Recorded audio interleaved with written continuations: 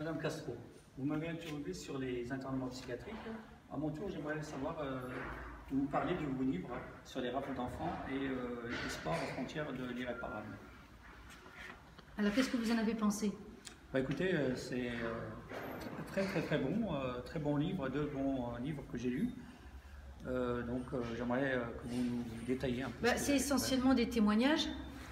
Donc le premier livre, Espoir aux frontières de l'irréparable, c'est au sujet des abus sexuels des enfants. C'est vrai que j'ai eu des témoignages de personnes autour de moi, des amis, et puis après des patients, puisque je suis aussi thérapeute. Et quand j'ai vu les dégâts épouvantables que faisaient les abus sexuels, j'ai décidé d'écrire ce livre. Et en plus, je me suis aperçue que quand les personnes donnaient leurs témoignages, c'était thérapeutique pour ces personnes-là. Je trouve qu'aujourd'hui en France, on fait l'impasse vraiment sur ces abus sexuels. 80% des abus sexuels sont faits en famille. Mais il y a aussi les réseaux pédocriminels très puissants. Des enfants disparaissent, on n'en parle pas. On sait que le trafic d'enfants rapporte plus que le trafic d'armes et le trafic de femmes. Donc je pense que vraiment c'est un sujet sur lequel il faut revenir et que beaucoup trop peu de livres et de journalistes viennent dessus. Merci à Élise Lucet, merci à Nexus et à tous ceux qui sont courageux et qui osent en parler. Et c'est en faisant ce livre-là que j'ai découvert une justice inversée, c'est-à-dire qui va protéger des criminels en leur confiant des enfants qui sont déjà abusés par ces personnes sexuellement, et par contre des parents protecteurs qui vont être écrasés, détruits financièrement, moralement. Et c'est ainsi que j'ai fini par écrire ce livre, Rafles d'enfants en 2015, lorsque j'ai découvert des services sociaux comme la justice.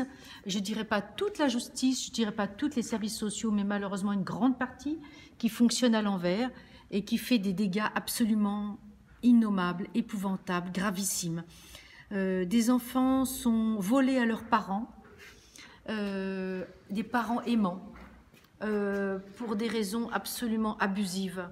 Et par contre, bien, il suffit de nous référer au livre de Maurice, que je ne dise pas de bêtises, c'est Maurice Berger, qui a écrit « Ces enfants qu'on sacrifie au nom de la protection de l'enfance ». Ce psychiatre, aujourd'hui à la retraite, dénonce des enfants abusés sexuellement, battus par leurs parents, mais qu'on ne protège pas sous prétexte de ne pas couper le lien parent-enfant. Nous sommes dans un pays qui clame les droits pour les enfants, les droits pour les parents, les droits pour le citoyen, et qui sont aujourd'hui bafoués d'une façon absolument innommable. Voilà, ben écoutez, merci en tous les cas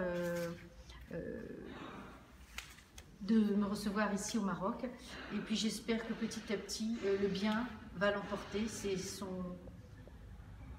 son, comment dirais-je, sa raison d'être au bien, de l'emporter sur le mal, et j'espère qu'un jour enfin on va y voir plus clair et que le mal soit puni comme il doit l'être et que les personnes qui ont été bafouées le soient reconnues aussi par rapport à ce qu'elles ont vécu.